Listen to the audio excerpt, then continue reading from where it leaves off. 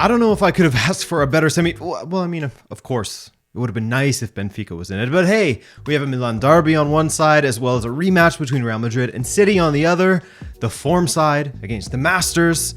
I would love it more, of course, if Benfica was in it. But hey, enough of that. These Champions League semifinals matches are going to be a blast. So let's go over all of the context. How teams got here, where they look good, where they could be worried.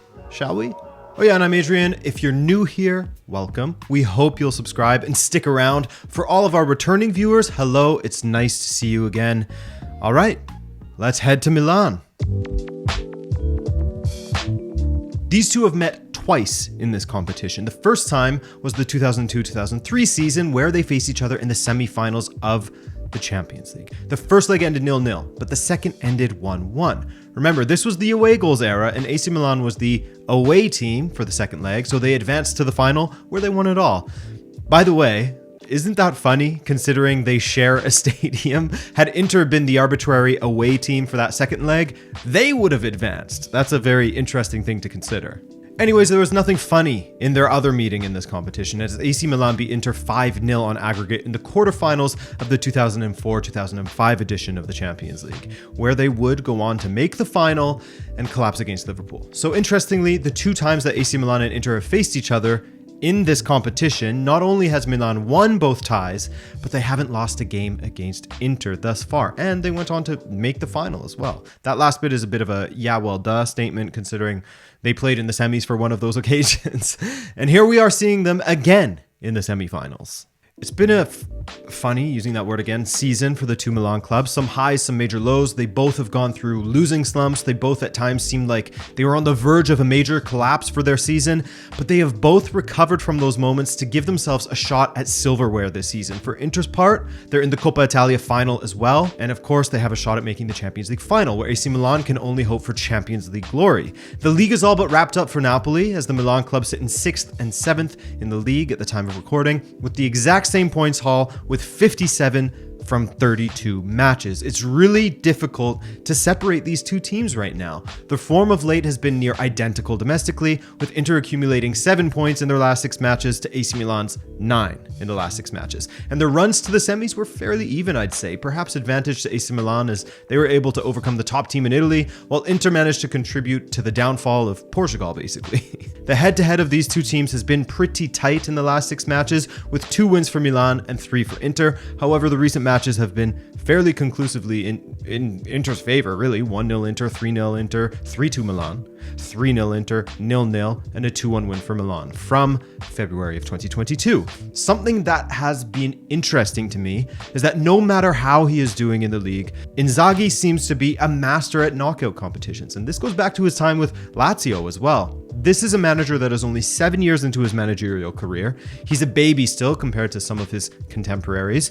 And funnily enough, as a side note, he took over for Stefano Pioli, his contemporary at Milan, at Lazio in 2016. But yes, he wins the cups for fun. He won the Supercoppa twice with Lazio, as well as the Coppa Italia. At Inter, he has also won the Coppa Italia, as well as 2 Supercoppa Italiana. And this season, might I remind you, he has Inter in the final of the Coppa Italia against Fiorentina, while he is also in the semis of the Champions League. This man gets it. He knows how to navigate cup competitions, and he has Inter finding form again at the sharp end of the season.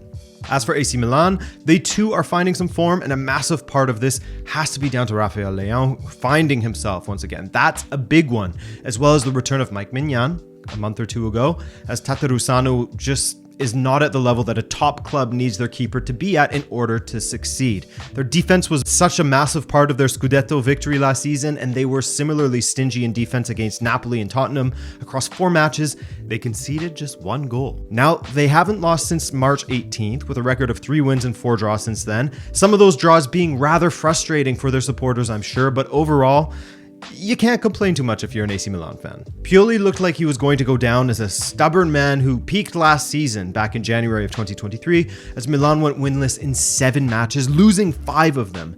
And it's not just the record, but how they lost them. 3-0 loss, followed by a 4-0 loss, followed by a 5-2 drubbing at home. That's very Spursy, isn't it? But as mentioned, they've come out of that and they're truly on track. It's like when they beat Spurs, they added more Spursiness to Tottenham.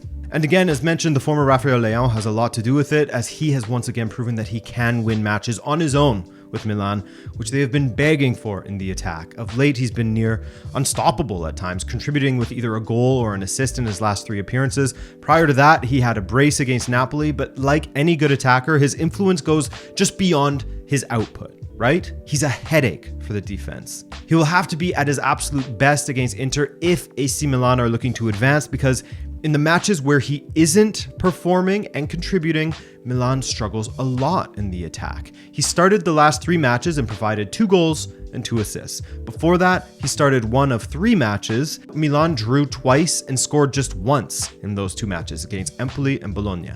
When he's not on the pitch, their attack is just that much more blunt. This, like the other semi we'll get to in a moment, it's kind of a coin toss for me. I think that if I was to give a slight edge to one team, it would be Inter. Given how Lukaku is finding some form now, as is Lautaro, and how they have really become a great cup team under Inzaghi. But hey, it could go either way, especially in a derby. Like I just said, another coin toss, especially when you consider the absolute classic that these two teams gave us last season, where Real were moments away from elimination and they still managed to find a way through, adding more mysticism to that incredible run they went on. This season, however, Real Madrid will have to contend with an absolute monster, an alien in the attack, something that City didn't have last season. Erling Haaland. If you know his goal count, 50 goals already from 44 appearances, then you will know that he can score them in a variety of ways, as his positioning is elite, his physicality is difficult to contend with, and in less than 1 season under Pep, he has already improved his hold-up game and how he combines with his teammates and can provide a decent ball for them, either to attack in the box or run onto into space. He has become a much more complete striker, and it hasn't come at the expense of his goal count, which was always the question mark. And by the way, he's becoming Mr. Champions League himself. 12 goals and 1 assist in 8 appearances this season. Overall, he has 35 goals in just 27 Champions League appearances. On top of that, the Kevin De Bruyne and Haaland partnership in the attack is bearing fruit for the Belgian as well. De Bruyne has always been a well-rounded attacker, a master when it comes to setting up his teammates, and he would pull up with a goal now and then as well. This season, that has continued. I mean, in his last 6 matches alone, he has registered an assist in all but 1 of them, while scoring 3 goals as well. That display against Arsenal, where he showed how devastating he can be running with the ball into space and how he can play off of Haaland, there's quite the understanding that's been struck up between these two now. And at the back, City's defense has also been fantastic, with massive plaudits given to Akanji and Stones. At times, Stones has been in the midfield, while Ake and Ruben Dias haven't been slouches either, thanks to Guardiola, who has Man City finding form at the right time once again, as they have chased down what seemed like a massive, uncatchable lead at one point for Arsenal, to where we stand now in the Premier League. Man City with a match in hand over Arsenal on top of their 1-point lead. And Real Madrid, their form isn't really consistent, I would say, but that's the thing, is that their form doesn't really matter when they're in the Champions League, because this is their home. They are the kings of this competition for a reason, and even when they seem to be down and out, as last season proved over and over again, they find a way.